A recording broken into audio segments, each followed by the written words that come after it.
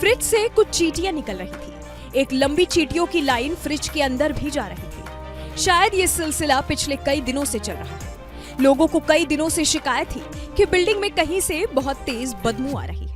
एक दिन सबने मिलकर तय किया कि जिस फ्लैट से ये बदबू आ रही है उसके मालिक को बुलाकर दरवाजा खोला जाए। लोगों का झुंड मकान मालिक को ये बताता है। मकान मालिक उस किराएदार को फोन मिलाती है जो उस फ्लैट में रह रही है, लेकिन किराएदार महालक्ष्मी कॉल नहीं उठाती। मकान मालिक किराएदार की माँ को फोन करता है। महालक्ष्मी की माँ ये सुनकर भागी दौड़ी चली आती है क्योंकि महालक्ष्मी अपनी माँ का फोन भी कई दिनों से नहीं उठा रही थी। महालक्ष्मी के फ्लैट की एक चाबी उसके माँ के पास भी थी। भीड़ दरवाजा खोलती है, लेकिन जैसे ही दरवाजा खुलता है भीड़ का दम घुटने लगता है क्योंकि बदबू ही इतनी तेज थी कि किसी की हिम्मत ही नहीं होती कि वो आगे फ्लैट में जा सके। भयंकर बदबू के बीच कुछ लोगों की नजर चींटियों की लाइन पर जाती है।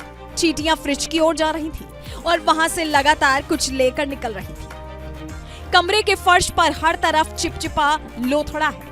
चींटियों के अलावा बहुत से वो कीड़े भी कमरे में हैं जो शमशान में दिखते हैं। फ्रिज खोला जाता है, देखने वाले चीखते हैं। पूरी भीड़ अचानक गिरती पड़ती बदहवास फ्लैट से बाहर आ जाती है। सवाल नंबर 1, फ्रिज खुलते ही पूरी भीड़ डर कर बाहर क्यों भागी? सवाल नंबर 2, फ्रिज में ऐसा क्या है जो फ्रिज में होकर भी इतना बुरा बदबू कर रहा था? सवाल नंबर 3, महालक्ष्मी कहाँ है? मकान मालिक पुलिस को फोन करती है। पुलिस आने पर उस फ्लैट में जैसे ही घुसती है तेजी से बाहर आ जाती है। मास्क मंगवाया जाता है। हर पुलिसकर्मी 2-2 मास्क लगाकर अंदर जाता है। फ्रिज खोलने पर जो दिखा वैसा कुछ भी बैंगलोर पुलिस ने पहले कभी नहीं देखा था। हर कोई घबरा कर कुछ बोल ही नहीं पा रहा था। अब तक ये सब समझ गए थे कि वो सब एक क्राइम सीन पर है। फ्रिज में कोई था, लेकिन वो जिंदा था, बल्कि कई हिस्सों में था। महालक्ष्मी शादीशुदा थी, लेकिन पिछले करीब 9 महीने से अपने पति और बेटी से अलग रह रही थी। लड़ाई इस बात पर हुई थी कि महालक्ष्मी के पति को शक था कि उसका एक अशरफ नाम के युवक के साथ अफेयर था।